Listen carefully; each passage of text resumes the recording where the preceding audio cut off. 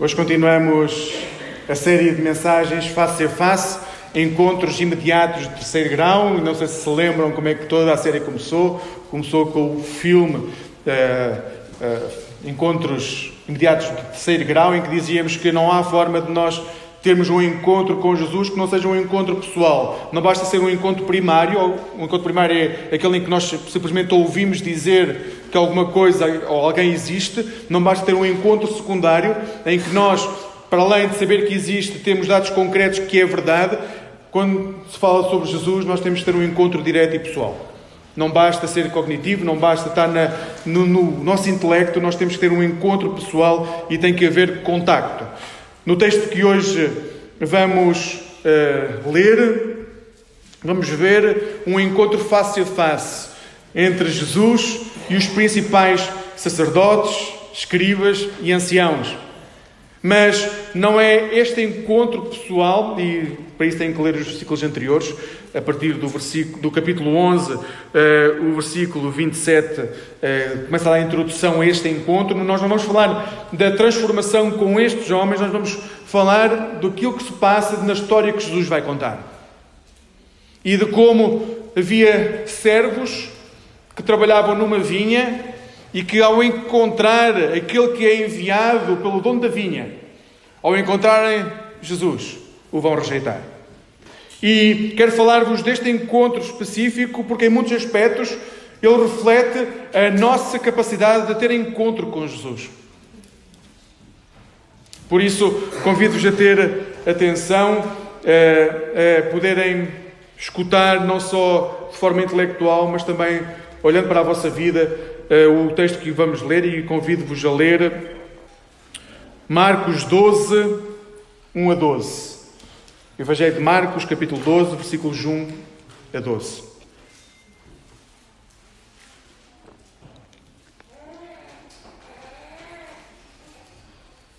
Jesus começou então a falar ao povo por meio de parábolas. Parábolas como esta. Certo homem plantou uma vinha, pôs-lhe em volta uma vedação, fez um lagar e construiu uma casa de guarda. Depois arrendou a vinha a uns camponeses e partiu para outra terra. Quando chegou o tempo das vindimas, o dono enviou um empregado aos camponeses para receber deles a parte do fruto que lhe pertencia. Mas eles agarraram o empregado, bateram-lhe e mandaram-no embora de mãos vazias. Então o dono da vinha mandou outro, e eles bateram-lhe na cabeça e fizeram um pouco dele. Enviou-lhes um terceiro empregado, e eles mataram-no. E de muitos outros que enviou, uns foram espancados, outros foram mortos. O dono da vinha só tinha agora o seu querido filho. Mandou, pensando para consigo, ao meu filho vão eles respeitar.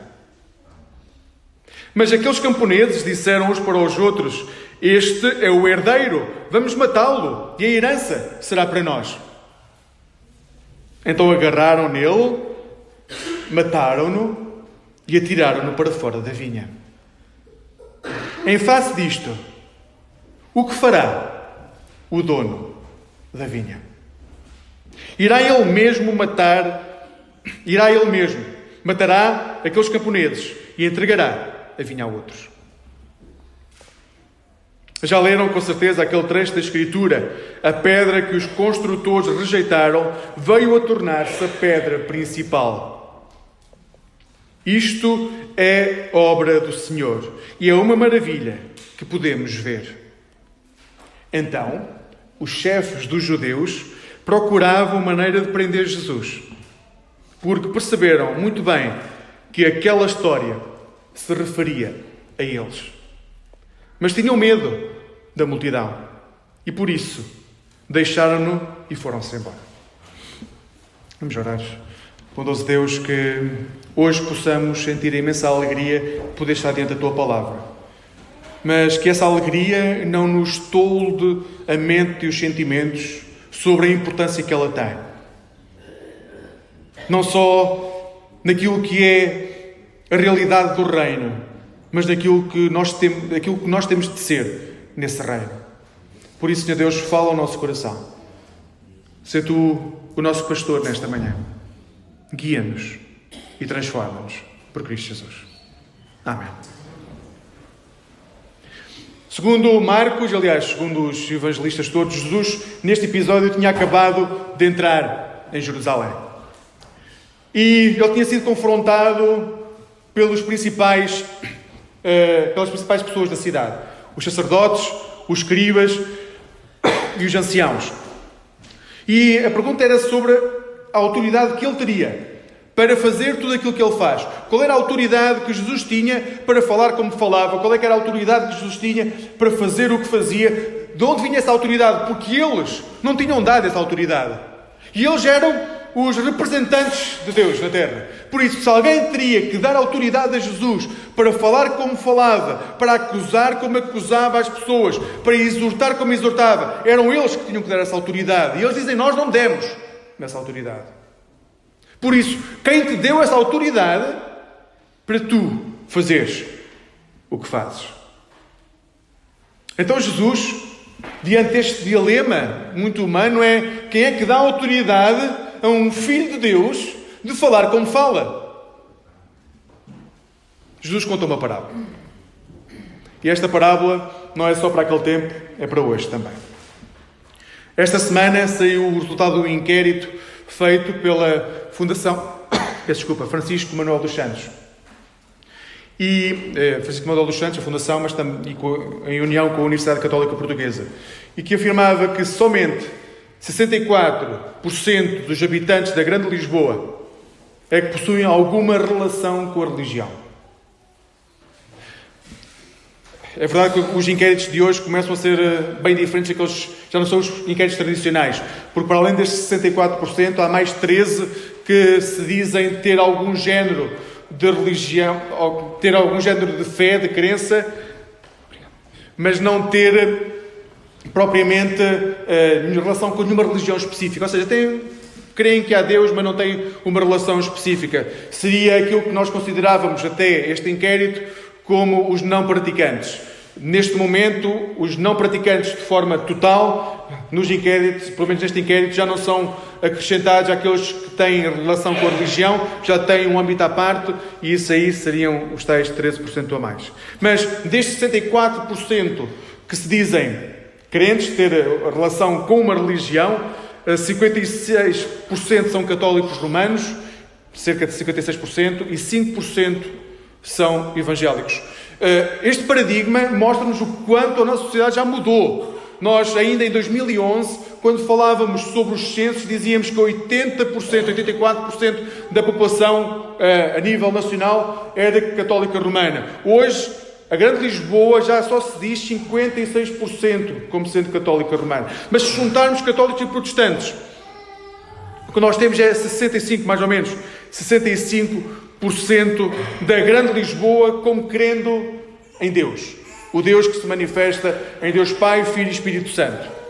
65%. A pergunta que se deve lançar é, mas será que há 65% da nossa população, 65% são discípulos de Jesus? Quando nós encontramos as pessoas que temos na cidade de Lisboa, há 65% de discípulos de Jesus, é porque para alguns é muito fácil nós termos uma relação com Deus durante o tempo que estamos na igreja. Ou seja, nesta manhã nós temos 80 discípulos de Jesus. Mas quando saímos da porta da igreja, continuamos a ter os 80 discípulos de Jesus, ou começamos a ser inundados pelos deuses que nos rodeiam?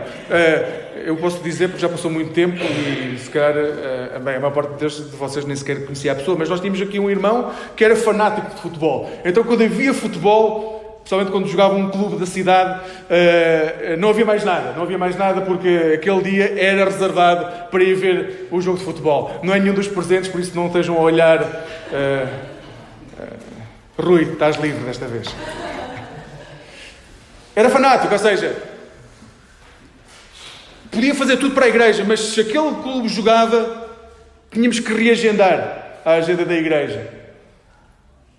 E quem diz o futebol pode dizer outras coisas como o orgulho, pode falar sobre a infidelidade à família. E não estou a dizer que haja traição, mas infidelidade ao conceito de família. À família que está em casa. O trabalho. Quando nós saímos desta hora de culto, quantos de nós começam a juntar pequenos deuses ao Deus grande que nós temos, que se manifesta em Jesus? Por isso, quando falamos de 65%, nós estamos a falar de quê, certo? Na realidade, estamos a falar de pessoas que conhecem sequer Jesus, ou que, como se diz, como este inquérito também fala sobre isso, estamos a falar de 65% de pessoas que reconhecem que existe Jesus, mas que depois começam a moldar Jesus às suas necessidades. Se eu defendo determinada coisa, a nível de valores familiares, valores de ética de trabalho, valores de moralidade, o que seja, se eu defendo determinada coisa, é muito comum nós pegarmos em Jesus e dizermos, bem, agora temos que fazer com que este Jesus em que eu acredito defenda exatamente aquilo que eu defendo. E como a Bíblia deixa lacunas à qual não deu resposta de forma consciente, nós usamos essas lacunas e preenchemos com aquilo que é a nossa interpretação de quem é Deus. E então, se Deus nos fez à sua imagem na criação, nós passamos a fazer Deus à nossa imagem. Quando falamos de 65%, do que é que estamos a falar? Se Jesus viesse hoje e nós perguntássemos com que autoridade falas tu?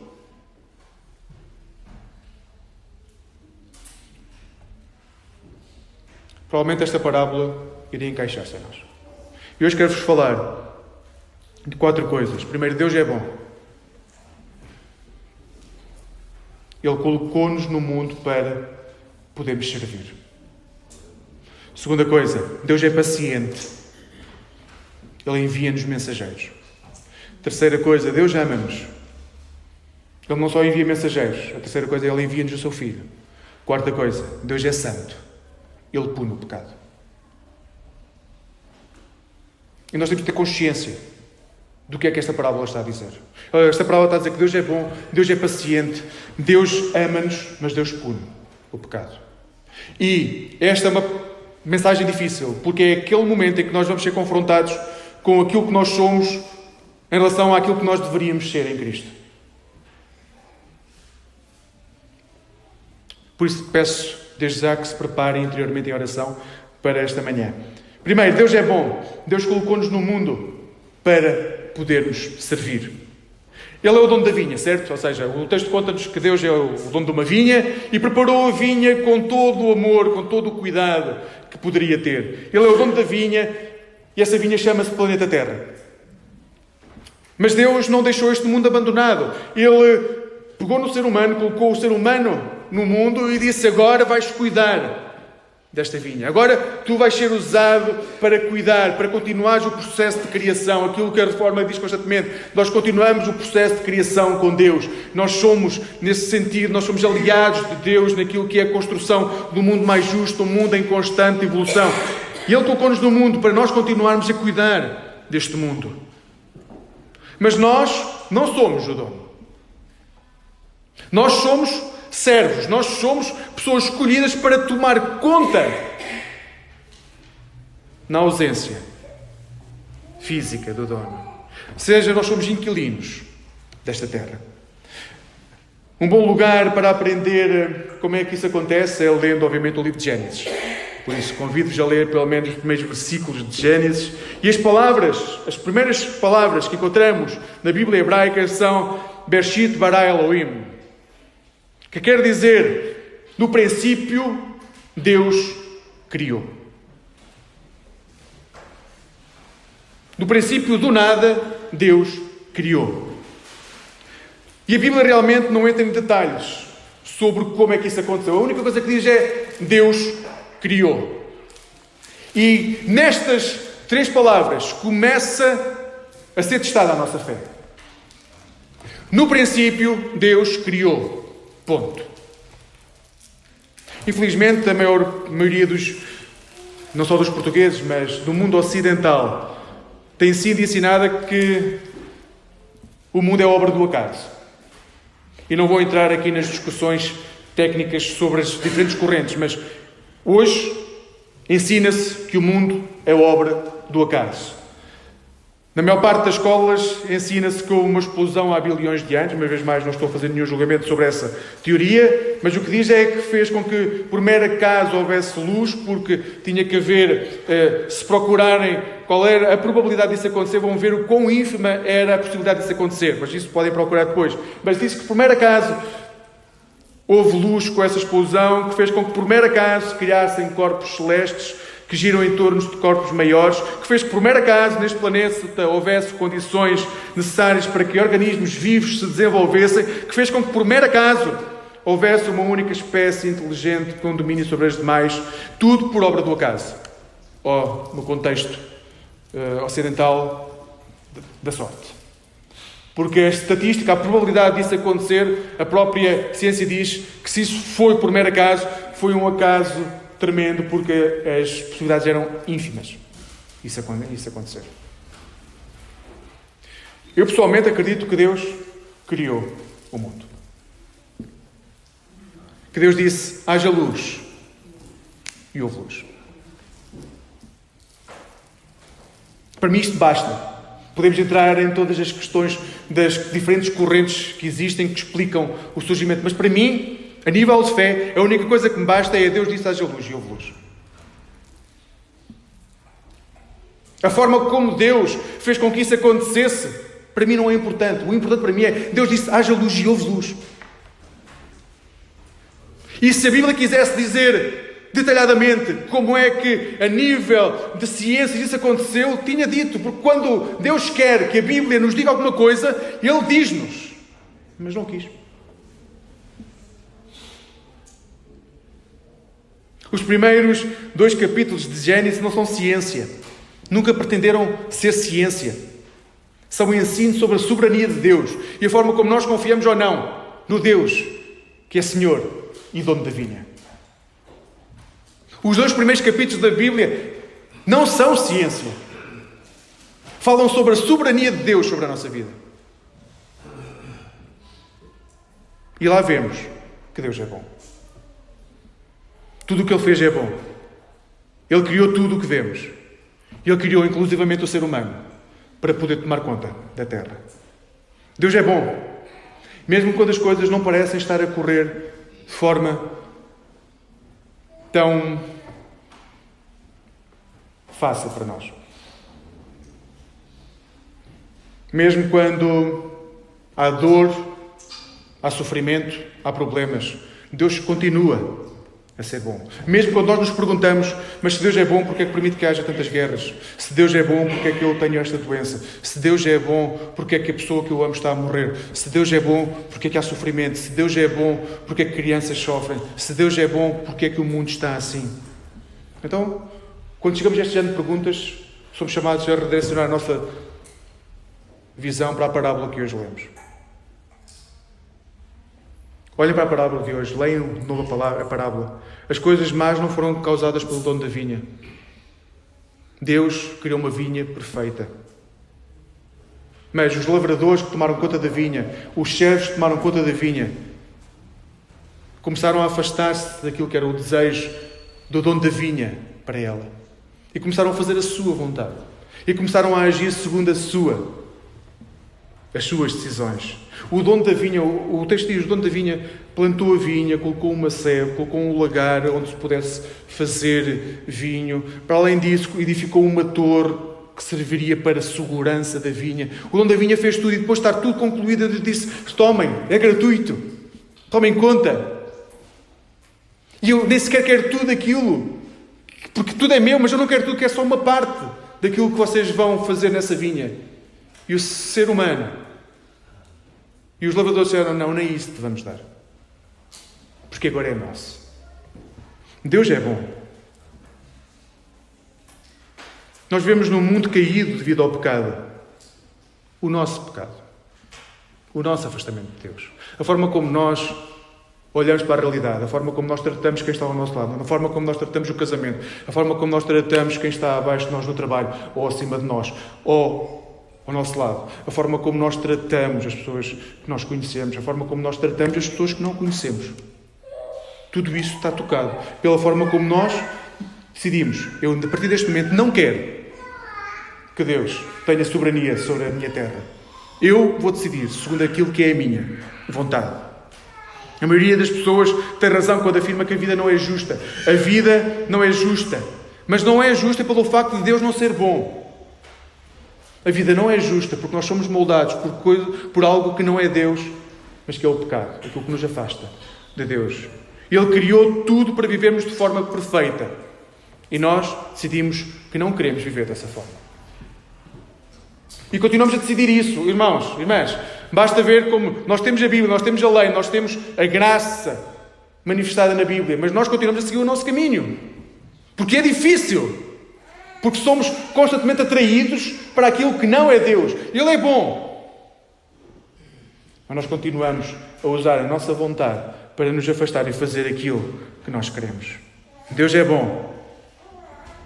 O que nós fizemos com aquilo que Ele nos deu é que é desolador. Deus é bom. Aquilo que nós continuamos a fazer com aquilo que Ele nos dá todos os dias é que é desolador. Mas Deus é bom. E isso leva-nos ao segundo ponto de hoje. Deus é bom, mas também é paciente. E envia-nos mensageiros. Ele é bom, Ele criou, deu-nos um lugar perfeito para vivermos, com todas as condições, e colocou-nos lá e disse, agora tomem conta. A determinada altura Ele começa a enviar mensageiros. E envia mensageiros para que o povo pudesse avaliar o estado em que estavam em relação a Deus. Passa a enviar profetas, passa a enviar sacerdotes, passa a enviar pessoas, homens e mulheres, juízes, passa a enviar pessoas que vão aferir e que vão dar a possibilidade ao povo de ver o quão próximo ou distante estavam de Deus. Ele não vai exigir tudo aquilo que as pessoas têm. Ele só vai dizer, deem-me aquilo que é meu por direito, deem-me a parte que é minha. Mas os inquilinos começam a rejeitar e começam a mandar embora e começam a bater e começam a matar e começam a maltratar. E não enviam nada de volta para Deus. E desta forma, não só rejeitam quem é enviado, mas rejeitam também quem envia. Não só rejeitam os emissários, os sacerdotes, os profetas, não rejeitam somente homens e mulheres dedicados a Deus, eles passam a rejeitar aquele que envia, a soberania daquele que envia. E começam a dizer, nós não te queremos neste lugar. Este lugar é nosso, nós conquistámo-lo, é nosso, nós não queremos seguir as tuas leis. E esta é a realidade profunda do pecado. Podemos definir pecado como uma declaração de independência em relação ao nosso Criador. Pecado é quando nós dizemos a Deus, eu sou independente. Não quero que tu continues a ter poder sobre a minha vida. E isso vai moldar tudo aquilo que nós somos. E as leis que existem já não são para nós. A moral que existe já não é para nós. A ética que existe já não é para nós. Porque nós podemos moldar os nossos conceitos. Nós podemos moldar aquilo que é a nossa cosmovisão. A forma como nós vivemos no mundo. As leis, o mandamento e a graça de Deus já não servem para nós. E esta é uma verdade profunda que nos vai fazer afastar da soberania de Deus. Porque se Ele é soberano sobre tudo, Ele é rei sobre tudo. Quando nós dizemos, nós não queremos que tu sejas nosso rei. Nós não queremos viver debaixo das tuas leis.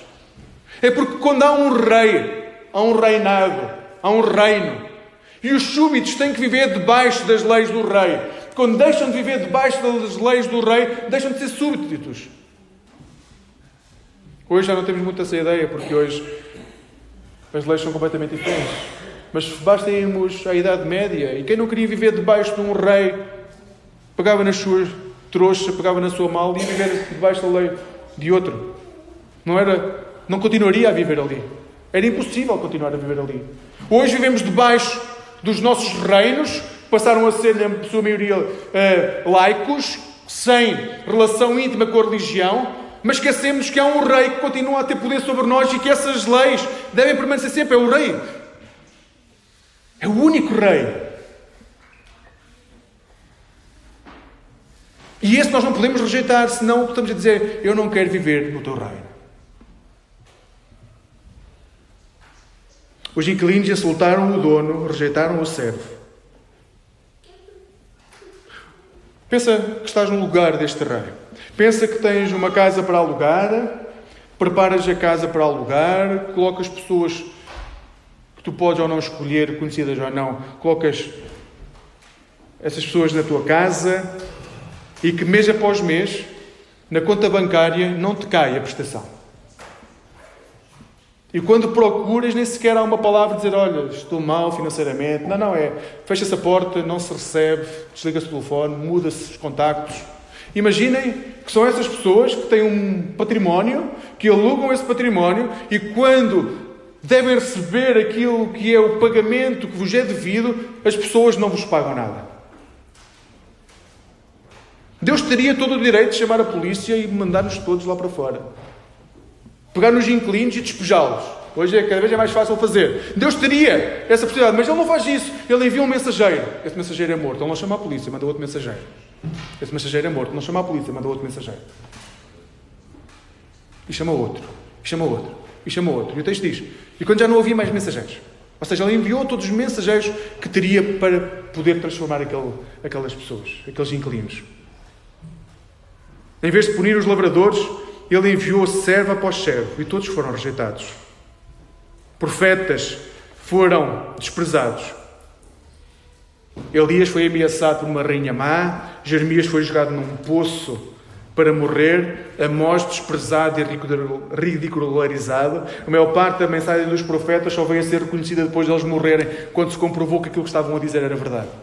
Porque durante o período de vida eles foram sempre rejeitados.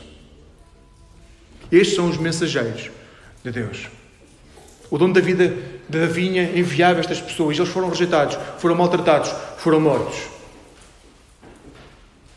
Se por algum motivo rejeitaste a soberania de Deus até este momento da tua vida,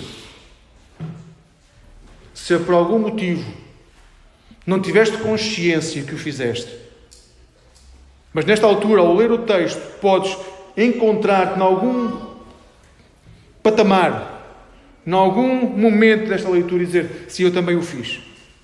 Eu também rejeitei. Eu também não quis saber. Eu também não segui as leis. Eu também não o fiz. Se por algum motivo rejeitaste a soberania de Deus sobre a tua vida, hoje, tal como eu, deves estar extremamente feliz, porque hoje o texto diz-nos que Deus é paciente. Deus é paciente connosco. E sempre que nós o rejeitamos, Ele continua a investir em nós. E sempre que nós o fazemos, Ele continua a investir em nós. Deus continua a enviar mensageiros. E continua a dizer-te e a recordar-te quem Ele é, o que espera de ti. Quem Ele é, o que espera de ti. E crentes, 65% ou o que seja, que vão à igreja todos os domingos ouvem a mesma coisa. Deus é paciente. Deus espera por ti. Deus é paciente. Deus ama-te. Deus é paciente. Deus é paciente. Deus ama-te. Domingo após domingo. Ouçam, e podíamos passar 1 hora a dizer isto. Deus é paciente. Deus ama-te.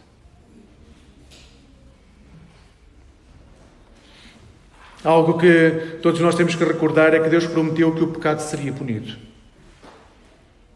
É claro que podem pensar que têm pecado no vosso coração ou na forma como tratam outros e que até agora saíram ilesos, certo?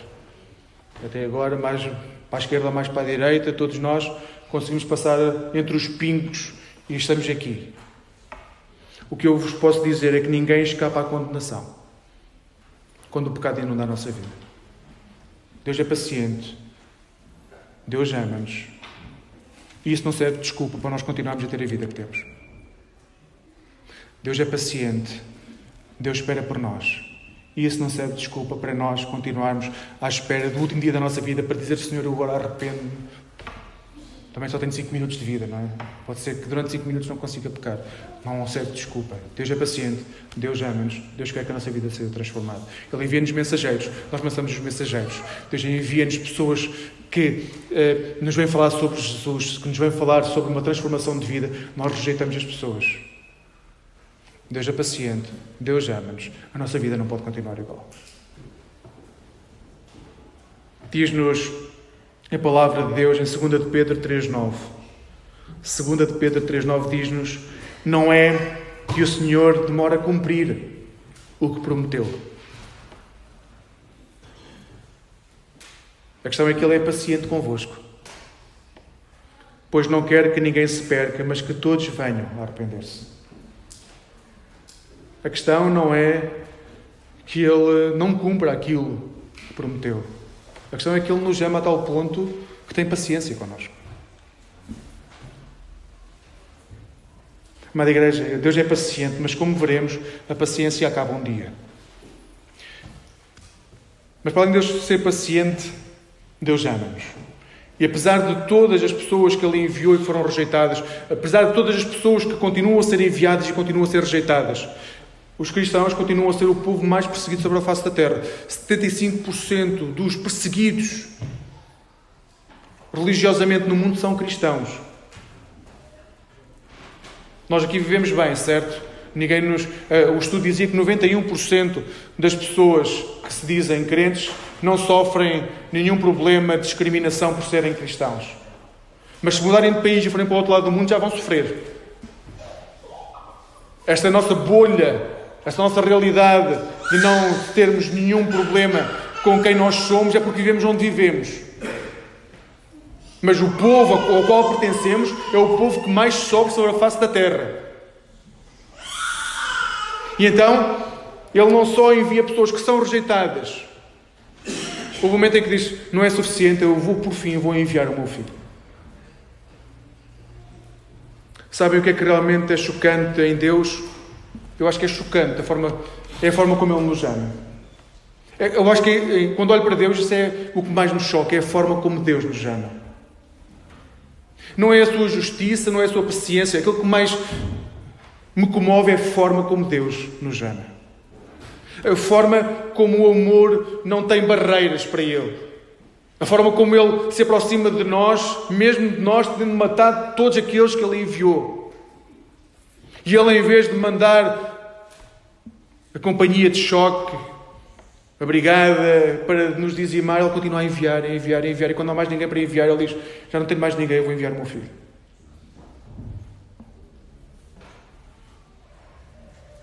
Ele envia aquele a quem chama o Filho Amado. Muitos de vós podem conhecer esta declaração de Jesus, mas já pode haver alguns de vós que não o conheçam. E é bom nós recordarmos regularmente, porque provavelmente é a declaração central da Bíblia. Se tivéssemos que criar uma roda à volta de alguma coisa, este podia ser um versículo no qual criaríamos essa volta, que é João 3,16. E depois depende das traduções, ou seja, eu vou dizer na versão com a qual cresci: Deus amou o mundo de tal maneira. Deus amou o mundo de tal maneira que enviou o seu Filho unigênito para que todo aquele que nele crê não se perca, mas tenha a vida eterna. É assim que Deus nos ama. Deus ama-nos tanto que enviou o seu Filho único. E o Filho unigênito depende, no grego, depende da tradução que se dá. Mas a maior parte dos comentadores bíblicos não considera o unigênito como o filho mais velho. É o Filho único de Deus. Aquele que é exatamente da mesma natureza do Pai. Não é aquele que é adotado, é aquele que é exatamente o ADN mais próximo. Neste caso é o ADN exatamente igual ao Pai. Para nós isso não é possível. Não há geneticamente não há duas pessoas iguais, mas o que isto quer dizer é que são exatamente a mesma natureza. É o Filho unigênito. Ele ama-nos tanto que enviou aquele que era exatamente igual a si. E veio ao nosso encontro para que nós pudéssemos crer. E podendo crer, não nos perdêssemos. E Ele tem tanta paciência connosco que continuou a enviar. Ele sabia o que é que ia acontecer. Conseguem compreender o que é que aqui está a ser afirmado? é que há um Deus que tem um Filho exatamente igual a si, que nos ama tanto, que enviou o seu Filho para nos reconciliar consigo, apesar de todas as asneiras que nós fizemos ao longo da nossa vida. Apesar de muitas vezes, e eu tenho a certeza que nesta sala, ou quem nos está a ouvir através da nossa página da internet, eu tenho a certeza que muitas vezes ao longo da nossa vida nós pensamos que somos as pessoas mais indignas de receber o amor de Deus.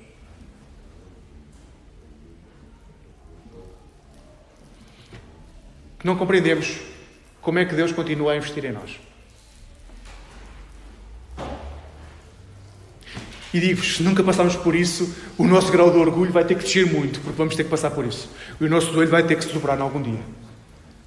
Porque enquanto a nossa dignidade for maior do que a grandeza de Deus e não nos conseguirmos humilhar, nós ainda não encontramos Jesus face a face. Esta parábola não fala sobre o caráter de Deus. Esta parábola fala sobre a maldade do coração humano e da forma como nós, por natureza, rejeitamos aquele que nos ama. E ouçam, é natural, vocês vejam a forma como nós muitas vezes tratamos as nossas famílias, porque são as pessoas mais próximas, as pessoas que mais amamos. E como são as pessoas que mais amamos, nós achamos que têm um grau de tolerância maior do que a maior parte das pessoas. E então, a forma como nós lidamos, como nos aproximamos destas pessoas, normalmente é uma forma até mais dura do que com as pessoas que não estão ao pé de nós. Porque nos amam mais, então podem aturar aquilo que nós somos, podem aturar as nossas baboseiras, podem aturar a nossa agressão, podem aturar tudo aquilo que nós somos porque nos vão perdoar. E nós fizemos isso com Deus, nós sabemos que Deus nos ama e o povo de Deus sabia que Deus o amava, então levou até ao limite esse amor. Só que o problema do limite é que nunca sabemos quando é que o ultrapassamos. E o povo ultrapassou largamente o limite que era aceitável. Como na maior parte das vezes, quando nós agimos dessa forma nas nossas famílias, ultrapassamos largamente o limite que é aceitável. Esta parábola não fala sobre o caráter de Deus. Fala sobre a forma como os inquilinos desta terra passaram a viver como se o dono da vinha não existisse. Eles tomaram uma decisão premeditada. Eles decidiram: nós vamos matar o filho do dono da vinha. Não foi no calor do momento, não foi numa discussão acesa em que estamos todos mais com menos capacidade de controlar as nossas emoções. Foi uma decisão premeditada. Se nós o matarmos, a vinha passa a ser nossa. Isto é algo incrível no amor de Deus. É que Ele ama-nos, independentemente de nós não sermos dignos. E se forem pensar bem, é assim que funciona também nas nossas famílias. A maior parte das pessoas ama-nos, o nosso cônjuge ama-nos, os nossos filhos amam-nos. Apesar de nós muitas vezes não sermos dignos desse amor, porque falhamos. Agora, o amor de Deus foi muito maior, porque não só nos ama quando nós somos indignos, Ele ama-nos mesmo quando nós o rejeitamos. Na parábola de hoje, cada um de nós é colocado diante de Deus, através do Filho de Deus que Ele envia. E nós estamos face a face com Jesus. Aquele que nos amou até ao limite. E diante deste Deus, há duas possibilidades. Ou nós nos despimos completamente de quem nós somos e dizemos: Senhor, a miséria que vês é aquilo que está diante de Ti. Ou então continuamos a pegar em pedras e a perguntar: com que autoridade é que Tu me vais falar? Que autoridade tens Tu de dizer que eu tenho que mudar o meu estilo de vida? Que autoridade tens Tu para me dizer que a minha ética de trabalho não é a melhor? Que autoridade tens Tu, filho do dono da vinha, para dizer que eu não tomo conta daqueles que estão ao meu lado? Que autoridade tens Tu para dizer que o meu casamento, quando tu nem te casaste, que o meu casamento está miserável? A forma como nós nos vamos colocar diante de Jesus vai nos dizer o quanto nós sentimos o amor deste Pai ou não. Porque se não nos conseguimos despir completamente diante do Filho de Deus, nós não vamos sentir o amor que Ele tem por nós. Mas quando surge a versão mais desumana do nosso ser, Deus continua a amar-nos. E é isto que nos custa. Quem não se despe nunca vai sentir isso. É que quando nós nos despimos diante de Deus, nós vamos continuar a ser indignos. Mas pelo menos nesse momento nós vamos sentir o quanto Deus nos ama. E é que Deus vai continuar a amar-nos. Ele enviou o Filho para que nós pudéssemos sentir até o final da nossa vida terrena o quanto Ele nos ama. Como é que nós podemos resistir a um amor destes? A única forma de resistir a um amor destes é não o conhecendo. Eu não sei se humanamente alguma vez sentiram um amor que vos fosse avassalador, que mudasse a vossa vida. Mas se não sentiram humanamente esse amor, normalmente os pais dizem que muitas vezes sentem uma espécie de um amor parecido com os filhos, em alguns momentos da vida, que são mais que tudo. Mas imaginem o que é um amor dado de forma constante. Constante. Independentemente daquilo que nós fazemos, o amor que é dado, o amor que é doado, de forma constante por Deus. O dom da vinha é bom, paciente e amoroso, mas atenção, a parte final do texto que hoje lemos não pode ser esquecida. O dom da vinha não vai permitir que a iniquidade daqueles que habitam na vinha dure para sempre. E este é o momento em que nós, na pós-modernidade, fechamos a Bíblia e dizemos: até aqui nos ajudou o Senhor, certo? É o que fazemos hoje nas nossas igrejas. Falamos sobre o quanto Deus nos ama e quando chegamos à parte em que temos que dizer: ouçam, mas agora há que transformar a nossa vida, porque senão tudo aquilo que dissemos até agora não faz sentido. Este é o momento em que normalmente se fecha a Bíblia. Mas o texto está aí. E o que o texto nos vai dizer é que Deus é santo. E por ser santo, Ele vai acabar por punir o nosso pecado. Depois de Jesus ter falado sobre a forma como os lavradores mataram o filho do dono da vinha, Jesus interrompe a mensagem e faz uma pergunta: o que é que acham que fará o dono da vinha? E aqui não seria mal parar aqui. Se nós parássemos nesta pergunta, daria tempo para durante a semana nós dizermos, se nós fôssemos aquela pessoa, o que é que faríamos? O que é que acham que fará o dono da vinha? E o próprio Jesus não deixa que as pessoas respondam. E diz: virá e exterminará aqueles lavradores e passará a vinha a outros.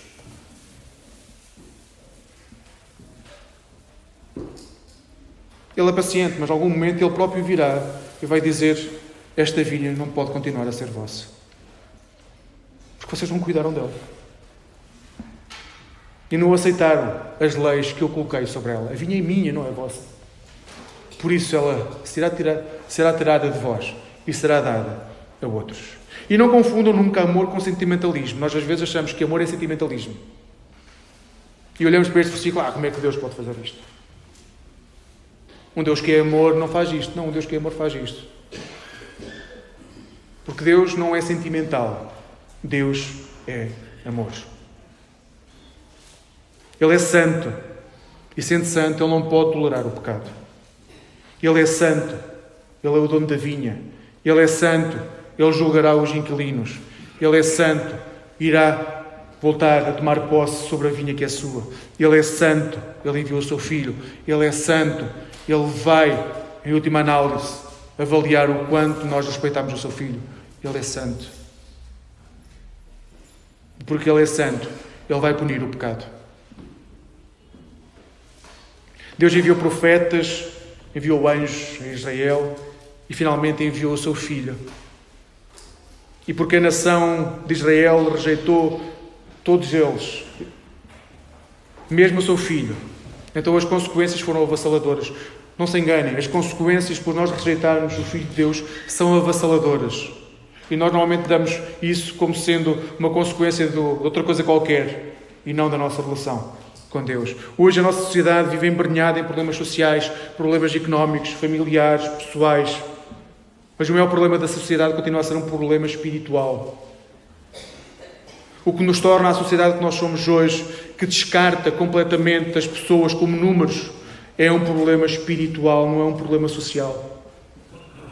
O que nos faz colocar crianças sós durante uma vida inteira não é um problema social, é um problema espiritual. O que nos faz ter tanta desigualdade económica não é um problema económico, é um problema espiritual. Os nossos problemas têm base espiritual. Porque se nós estivéssemos mais perto de Deus, muito daquilo que nós fazemos ou permitimos que se faça, não iria ser permitido. Porque a moral e a ética que rege o reino não é a moral e a ética que rege a nossa sociedade. E enquanto nós não percebermos isso, vamos continuar a agir como se o mundo de fora pudesse ditar as nossas leis. Na verdade pode. O que nós temos que decidir é se as aceitamos ou não. Porque podemos rejeitá-las. Nós podemos dizer, até aqui é o meu limite. Até aqui Deus permite ir. O meu Deus não me permite passar este limite. No inquérito da Fundação Francisco Manuel dos Santos e da Universidade Católica Portuguesa, é referido que 91%, já vos disse, das pessoas que se dizem cristãs não sentem qualquer discriminação pela fé que possuem. Agora, sejamos sinceros, quantos de nós, ao longo da nossa vida, afirmamos de forma clara quem nós somos em Cristo, para podermos ser rejeitados? Quantos de nós defendemos os valores do reino para podermos ser rejeitados? É que se não dizemos que somos cristãos, não defendemos valores nenhum diferentes do reino, obviamente não nos sentimos discriminados. Ninguém sabe quem nós somos. Somos o Francisco, o Manuel, quem quer que seja, mas não somos crentes, não somos filhos de Deus. Porque se 65% da população de Lisboa defendesse Cristo, defendesse os valores do reino, a moral e a ética do reino, eu vos garanto que Lisboa seria muito diferente.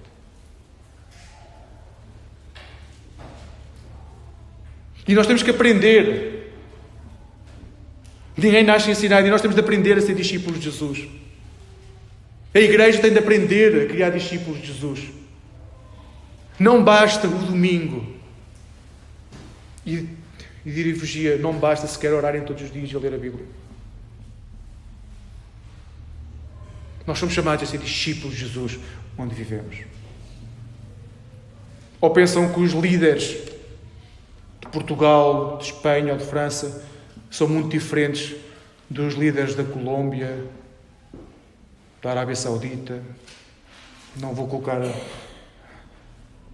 a Coreia do Norte, que isso é um caso à parte. Acham que na realidade a essência dos líderes é diferente e que eles lá são rejeitados simplesmente porque as pessoas lá são piores do que as pessoas de cá.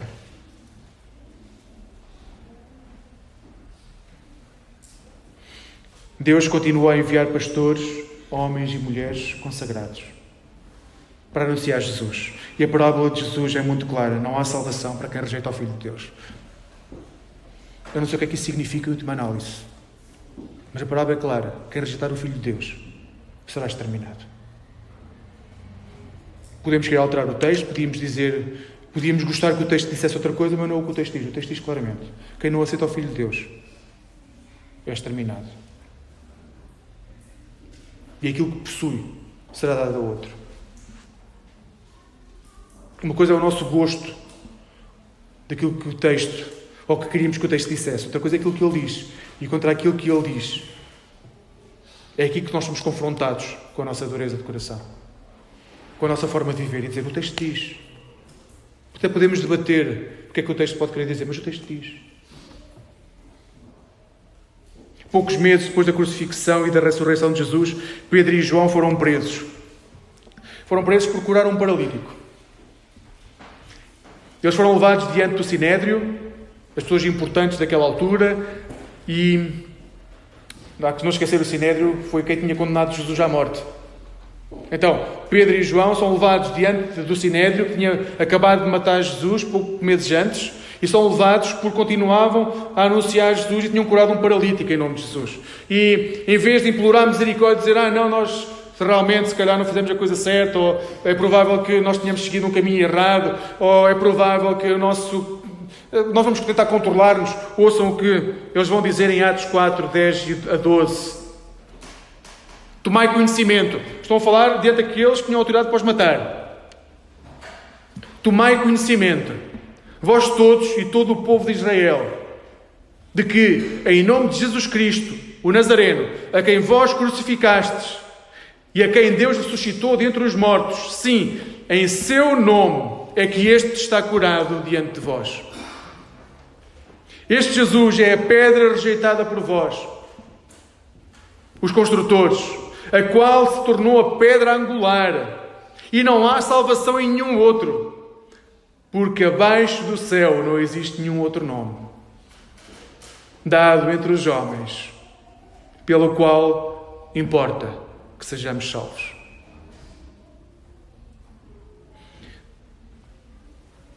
Como Deus é para nós, Ele continua a ser bom, paciente, amoroso, mas também é santo. Ele não é o nosso companheiro de escola, o compincha que vai connosco passar férias. Ele não é o nosso empregado, que nós mandamos fazer os pecados que nós não queremos, ou que nos dá aquilo que nós precisamos. Ele é santo. E o que diz hoje Jesus é: se rejeitarmos o Filho de Deus, seremos julgados por essa rejeição. Isto não é uma promessa, é um facto que a Bíblia deixa claro do princípio ao fim. Porém, nós não precisamos matar fisicamente Jesus para ser culpados. Se negamos que Jesus é a pedra angular na minha vida, se eu negar isso, se eu negar que Jesus seja a pedra sobre a qual todo aquilo que eu sou se constrói, eu já estou a rejeitar Jesus. Eu estou a dizer: eu quero ser independente da tua soberania. Eu não quero construir a minha vida sobre os teus valores. Eu quero construir a minha vida sobre os valores do mundo. Eu não quero que a minha vida seja um reflexo de quem tu és. Eu quero que seja reflexo do Steve Jobs ou de quem quer que seja da sociedade de hoje. Charles Spurgeon foi considerado o príncipe dos pregadores e ele escreveu: paz e descanso não pertencem àquele que não é regenerado. São posse exclusiva do povo de Deus. Paz e descanso não pertencem àquele que não é regenerado. São posse exclusiva do povo de Deus e dele somente. O Deus de paz concede perfeita paz àquele cujo coração se firma nele.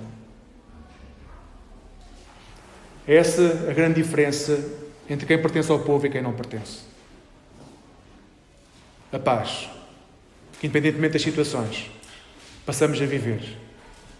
Porque temos a pessoa mais importante, o ser mais importante na nossa vida. É esse o caminho que eu vos exorto, nos exorto como comunidade a percorrer. Colocar no centro do nosso coração, não os problemas, não a dor, nem sequer a nossa família, mas Cristo. Se Cristo for o centro da nossa vida, tudo o resto será transformado por quem nós somos. Filhos e filhas de Deus. A Deus seja dada a honra e glória, agora e para sempre. Amém.